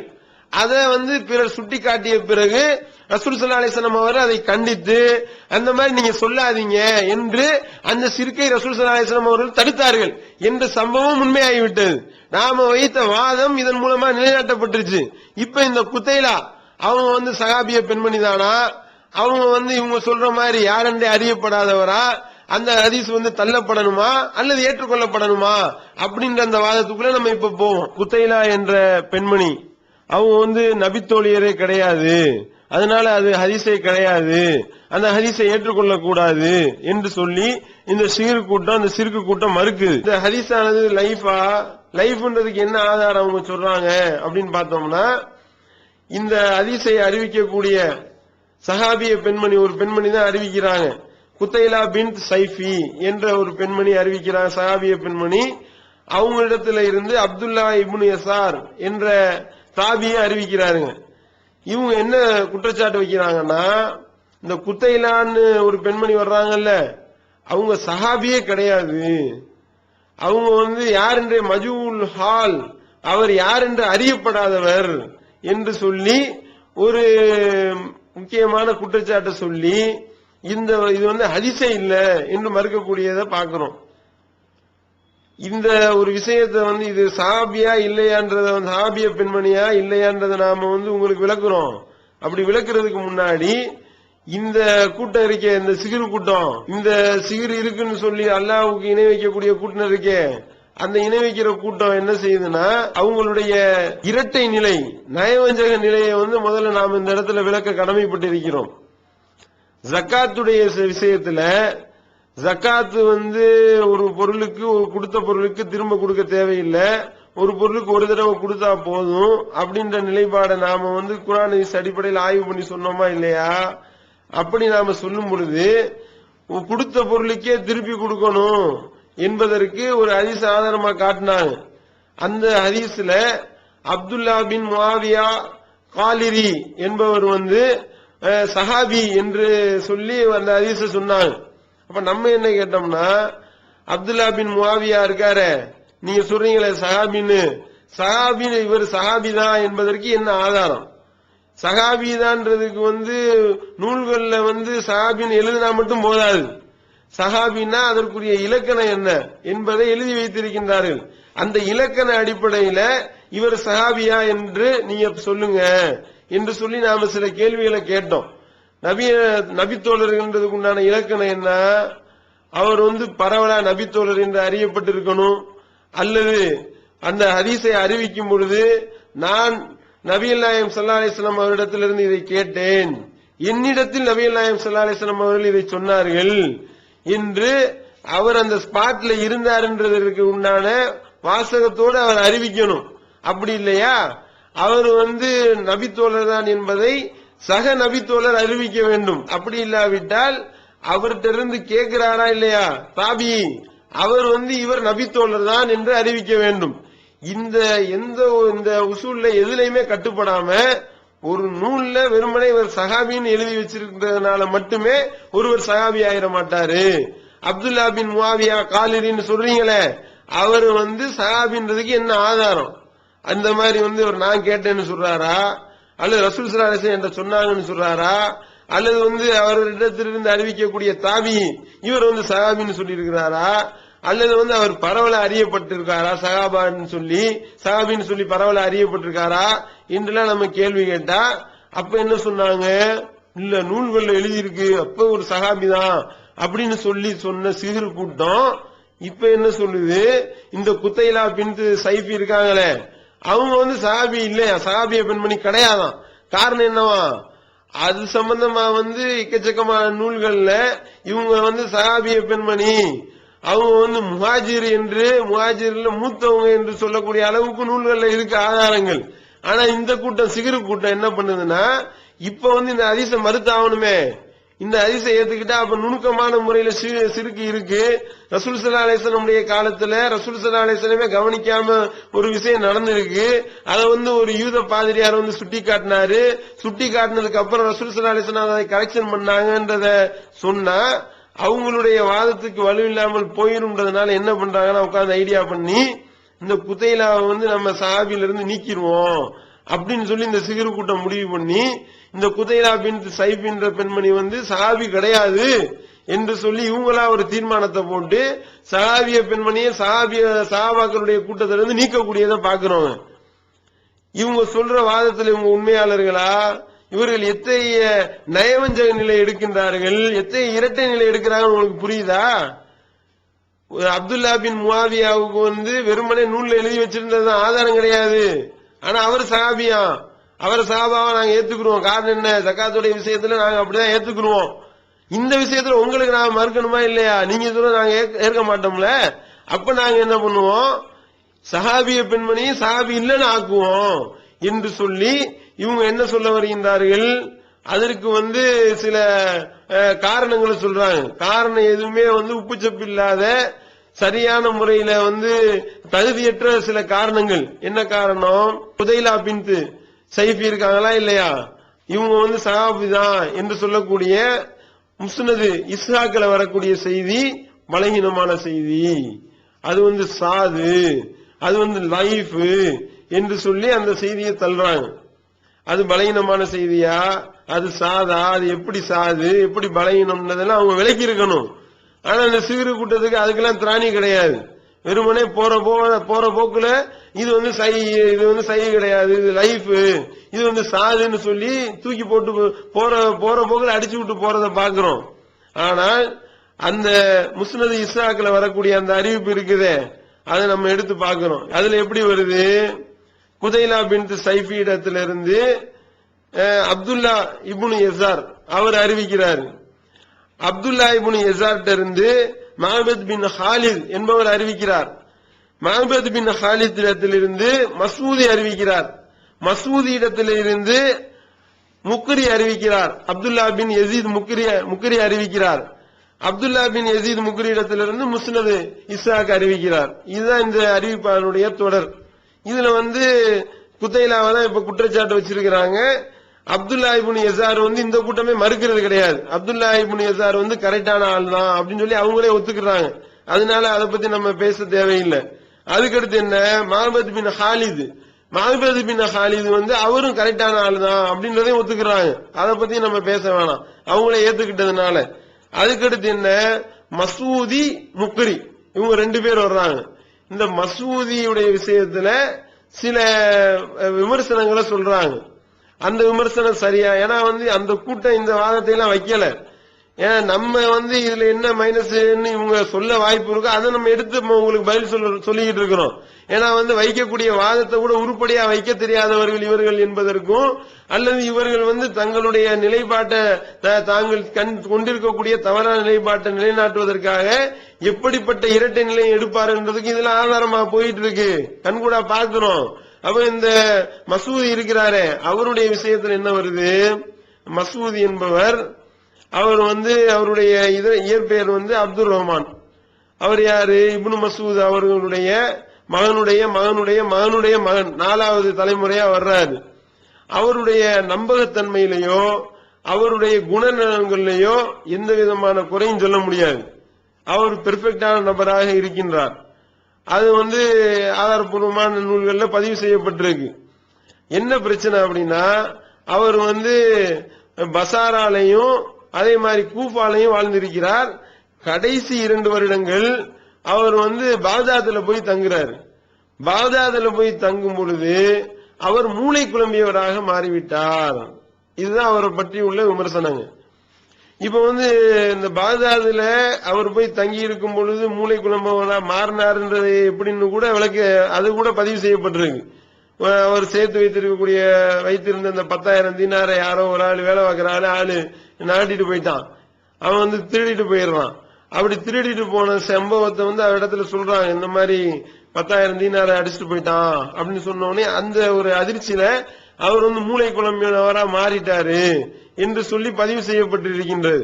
அப்போ இவர் நம்பகமான அறிவிப்பாளர், அவருடைய நம்பகத்தன்மையில எந்த பிரச்சனையும் கிடையாது, அவர் சரியான ஆளுதான்.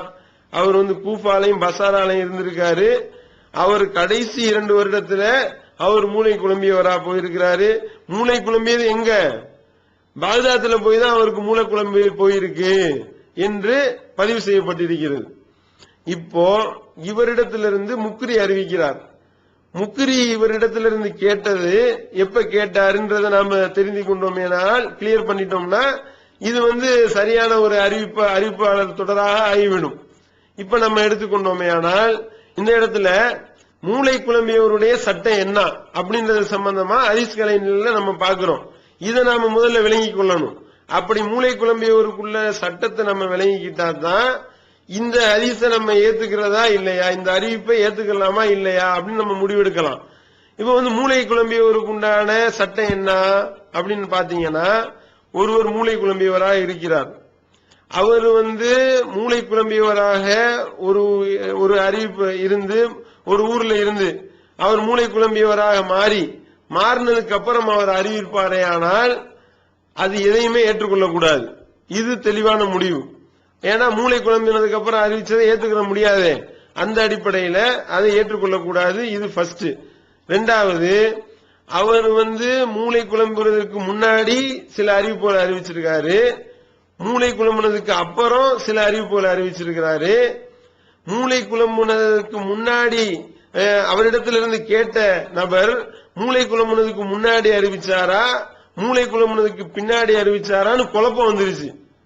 இது முன்னாடி அறிவிச்சாரா பின்னாடி அறிவிச்சாரா தெரியலையே. அது தெளிவுபடுத்தப்படாமல் இருக்குமே ஆனால் அதை தவக்கூஃப், அதை பெண்டிங்ல வச்சிடணும், ஸ்டாப் பண்ணி. ஏன்னா எப்ப அறிவிச்சாருன்னு தெரியலையே, பெண்டிங் வச்சிடலாம். அடுத்து என்ன, மூளை குழம்புறதுக்கு முன்னாடி அறிவிச்சவை, இவர் மூளை குழம்புறதுக்கு முன்னாடிதான் இதை அறிவித்திருக்கிறார் அப்படின்னு சொல்லி கன்ஃபார்ம் ஆகுனுச்சு அப்படின்னா அதை ஏற்றுக்கொள்ளலாம். இப்ப மூளை குழம்பியவரை பத்தியான உண்டான விஷயம் இதுதான். மூளை குழம்பியவருக்குரிய சட்டத்தை பொறுத்த வரைக்கும் அதை ஒரு உதாரணத்தின் மூலமா உங்களுக்கு விளக்கலாம். இப்ப முஜாஹிதீன் என்பவர் ஒரு ஆசிரியரா இருக்கிறாருன்னு வைங்க. அவர் சென்னையில இருக்கிறாரு. அவருக்கு கத்தாதா ஜுபைர் 2 பேர் மாணவர்களா இருக்கிறாங்க.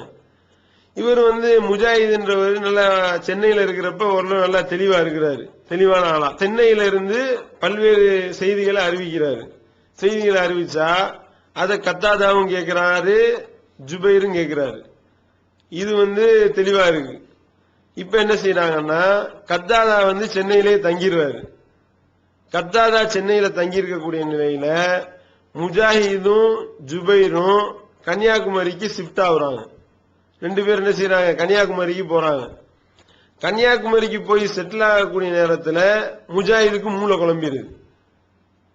ஆசிரியரா இருக்கக்கூடியவருக்கு மூளை குழம்பிடுது முஜாஹிதுக்கு. அப்படி மூளை குழம்புனவரா இருக்கக்கூடிய நிலையில அங்கே போய் சில செய்திகளை அறிவிக்கிறார். எங்க போய் அறிவிக்கிறாரு? கன்னியாகுமரியில போய் பல செய்திகளை அறிவிக்கிறாரு. அப்போ கன்னியாகுமரியில இவர் பல செய்திகளை அறிவிச்சா கன்னியாகுமரியில அறிவிக்கக்கூடிய செய்திகளை கன்னியாகுமரியில உள்ள மக்களும் கேட்கிறாங்க, இந்த ஜுபைரும் கேட்கிறாரு. இப்ப நீங்க சட்டத்தை பாருங்க. அதாவது முஜாஹித் ஆசிரியரா இருக்கும் பொழுது சென்னையில் அறிவிக்கும் பொழுது சென்னையில செவியேற்ற கத்தாதா இருக்கிறாரே அவர் அறிவிக்கக்கூடிய செய்திகள் அனைத்தும் ஏற்றுக்கொள்ளக்கூடியது. காரணம் என்ன? அவர் மூளை கிளம்புறதுக்கு முன்னாடி சென்னையில இருந்து அறிவிச்ச அறிவிப்பை மட்டும் கேட்டிருக்காரு. அதுல எந்த விதமான பிரச்சனையும் இல்லை, அதை ஃபுல்லா நம்ம ஏத்துக்கலாம். ஆனா இந்த ஜுபைர் அறிவிப்பார்ல, ஜுபைர் என்ன சென்னையில இருந்தாரு, முஜாஹிதோட சேர்ந்து கன்னியாகுமரிக்கும் போயிருக்காரு. அப்ப கன்னியாகுமரிக்கு போயிருக்கும் பொழுது ஜுபைர் சென்னையில முஜாஹித் அறிவிச்சதையும் கேட்டிருக்காரு, அதே மாதிரி கன்னியாகுமரியில முஜாஹித் அறிவிச்சதையும் கேட்டிருக்காரு. கன்னியாகுமரியில போய் மூளை குழம்புனதையும் சேர்த்து கேட்டிருக்கிறாரு பொழுது அப்ப இந்த ஜுபைர் நான் முஜாஹிதத்திலிருந்து இதை நான் கேட்டேன் அப்படின்னு அறிவிப்பாரேயானால் அது மூளை குழம்புறதுக்கு முன்னாடியா பின்னாடியா தெளிவோடு அறிவிக்கிறாரா அப்படின்றத நம்ம பார்க்கணும். அது சென்னையில இருந்து கேட்டேன் அப்படின்னு சொல்றாரா, அல்லது கன்னியாகுமரியில இருந்து நான் கேட்டேன் மூளை குழம்புறதுக்கு முன்னாடி அறிவிச்சதா பின்னாடி அறிவிச்சதா என்பதை தெளிவா இருந்தால் ஏற்றுக்கொள்ளலாம். காரணம் என்னதான் சொல்லியே சொல்றாரு, சென்னையில நான் கேட்டேன்னா தெளிவு, அதே நேரத்தில் கன்னியாகுமரியில இருந்தேன்னா குழப்பம், மூளை குழம்பிருச்சு, அதை ஏத்துக்கிற முடியாது. அப்படின்னும் பொழுது இதை ஏத்துக்கலாம். அதே நேரத்தில் அந்த ஜுபைரே அறிவிக்கும் பொழுது நான் முஜாஹிதத்திலிருந்து கேட்டேன் அப்படின்னு மொட்டையை அறிவிக்கிறார். எந்த ஊருன்னு சொல்லல, எப்ப கேட்டேன்றதையும் தெளிவுபடுத்தலன்னு வச்சுக்கிறீங்க. அப்ப ஏத்துக்கலாமா? அப்ப ஏற்றுக்கொள்ளக்கூடாது. காரணம் என்ன? அவர் சென்னையில கேட்டாரா கன்னியாகுமரியில கேட்டாரா, முஜாஹிதுக்கு மூளை குழம்புறதுக்கு முன்னாடி கேட்டாரா மூளை குழம்புறதுக்கு பின்னாடி கேட்டாரான்றது கன்ஃபியூஸ், அவருக்கு குழப்பம். அப்படின்னும் பொழுது தெளிவுபடுத்தப்படாமல் இருக்கிறது தான் நிலை நிறுத்தி வைக்கிறது, பெண்டிங் அது. அதே நேரத்தில் ஒருத்தவர் அறிவிக்கிறாரு, நான் முஜாஹிதத்திலிருந்து முஜாஹித் கன்னியாகுமரியில சொன்னதை நான் கேட்டேன் அப்படின்னு சொன்னாருன்னா அது போக்கு, அதை ஏற்றுக்கொள்ளக்கூடாது, அது டோட்டலா தள்ளுபடி செய்யப்பட வேண்டியது. அதே நேரத்தில் இதுல இன்னும் கிளியர் என்னன்னா அந்த முஜாஹித் திரும்பி மூளை குழம்புனதுக்கு அப்புறம் சென்னைக்கு வந்தாரு அப்படின்னு வந்தா அதுல நாம இவரு கத்தாதா அறிவிக்கிறதுல நம்ம கேள்வி எழும்பும். ஆனா அந்த இது கிளியரா இருக்கு, அவர் கன்னியாகுமரிக்கு கன்னியாகுமரியில இருந்து சென்னைக்கு வரல அப்படின்றது கிளியராகவும் இருக்கு. அதே நேரத்தில் இந்த கத்தாதா இவர் கன்னியாகுமரிக்கு போகல அப்படின்றது கிளியரா இருக்கிற நிலையில கத்தாதா அறிவிக்கிறது எல்லாமே ஓகே. அதே நேரத்தில் ஜுபைர் அறிவிக்கிறத ரெண்டு நிலை இருக்கிறது, ரெண்டையும் சீர்தூக்கி பார்த்து நம்ம முடிவெடுக்கணும். அதே நேரத்தில் கன்னியாகுமரியில் இருக்கக்கூடிய ஆட்களை அறிவித்தால் டோட்டலா எல்லாம் போக்கு. இதுதான் மூளை குழம்பியவர்களுக்கு உண்டான அளவுகோலுங்க.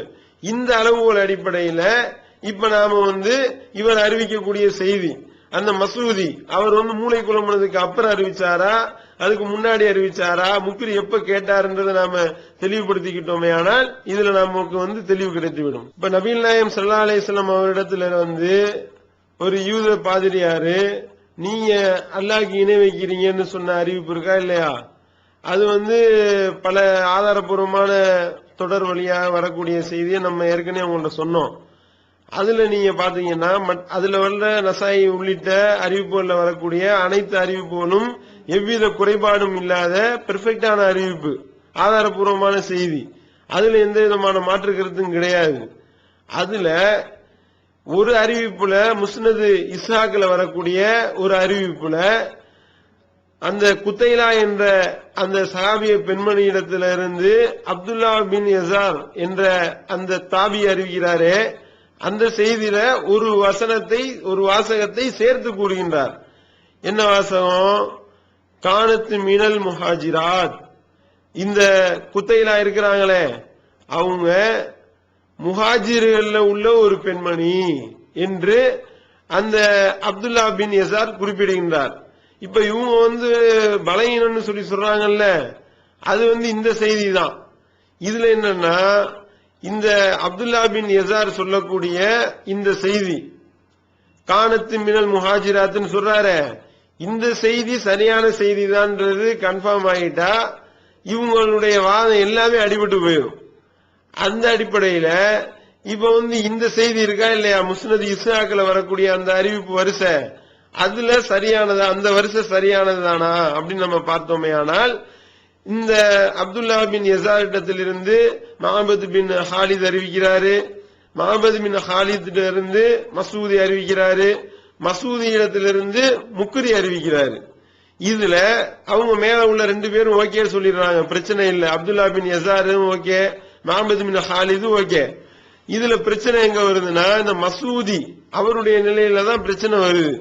அவர் இந்த மசூதியை பொறுத்த வரைக்கும் அவர் என்ன செஞ்ச, அவர் பஸ்ரால இருந்திருக்கிறாரு, கூஃபால இருந்திருக்கிறாரு, அதோடு மட்டுமல்லாமல் பாக்தாதுல இருந்திருக்கிறாரு.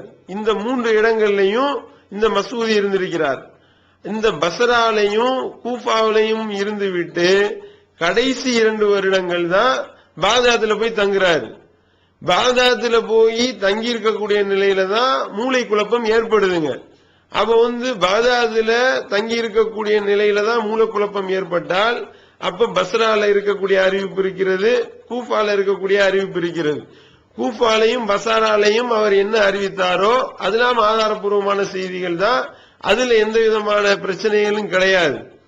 அப்போ இவர் சொன்ன செய்தி சரியான செய்தியா அல்லது ஒதுக்கப்பட வேண்டிய போக்கு செய்தியா அப்படின்றத நாம எப்படி முடிவெடுக்க முடியும்னா, அவரிடத்திலிருந்து கேட்கிறாங்கல்ல, அந்த கேட்கக்கூடிய நபர் எப்ப கேட்டாரு அது கிளியர் ஆனா அதை வச்சுதான் இவர் சொல்லக்கூடிய செய்தி சரியான செய்தியா அல்லது போக்கா அப்படின்னு நம்ம முடிவெடுக்க முடியும். அப்ப இவரிடத்திலிருந்து கேட்டது யாரு, முக்குரி கேட்கிறாரு.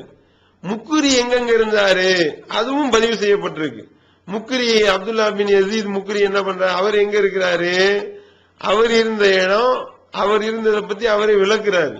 நான் 36 வருடங்கள் பஸ்ராவில் இருந்தேன், இப்ப நான் 35 வருஷம் நான் மக்கால இருந்து வருகின்றேன் என்று சொல்லி அவர் விளக்குறாரு. அப்போ இந்த மசூதி இருக்காங்களே, மசூதி அறிவித்த அறிவிப்பு முக்ரி அவர் கேட்கிறாரு. முக்ரியும் அவரும் பஸ்ரால இருக்கிறாரு, மசூதியும் பஸ்ராவில் இருக்கிறார். அப்ப எப்படி முடிவெடுக்க முடியும் அப்படி என்றால், பஸ்ராவுல அவர் அறிவிக்கும் பொழுது மசூதி அறிவித்ததை முக்ரி கேட்டிருக்கிறார் அப்படின்னு இருக்கிறது தான் கரெக்டா இருக்கும். காரணம் என்ன, முக்ரி பாக்தாதுக்கு போனதா எந்த விதமான அறிவிப்பும் கிடையாது, அப்படி எந்த வித ரெக்கார்டும் கிடையாது. இப்ப ஒருவேளை போயிருப்பாரே ஆனால் அது ரெக்கார்ட்ல வந்திருக்கும். காரணம் என்ன, பஸ்ரால இருந்து பாக்தாதுக்கு கிட்டத்தட்ட 450 கிலோமீட்டர் தூரம், 450 கிலோமீட்டர் தூர பயணத்தை ஒருவர் மேற்கொள்வாரையானால் அவருடைய பயண லிஸ்ட்ல அது கட்டாயம் வந்துடும். ஆனா அவருடைய பயண லிஸ்ட்ல இது இல்ல அப்படின்னா அப்ப இவர் பஸ்ரால தான் இருந்திருக்கிறாரு, மக்கால தான் இருந்திருக்கிறாரு, பாக்தாதுக்கு போகலன்றது அது ஒரு மூலமா விளங்கிக்கலாம். மக்கால இருந்து இவர் பாக்தாதுக்கு போயிருப்பாரா அப்படின்னு பார்த்தா, மக்கால இருந்து பாக்தாதுக்கு 2000 சொச்சம் கிலோமீட்டர் வருது. 2000 கிலோமீட்டர் பிரயாணம் செஞ்சு போனா அது மிகப்பெரிய பயணம் ஆகி போயிடும். அப்படி இருக்குமே ஆனால் அதுவும் கட்டாயம் பதிவு செஞ்சிடப்பட்டு இருக்கும்.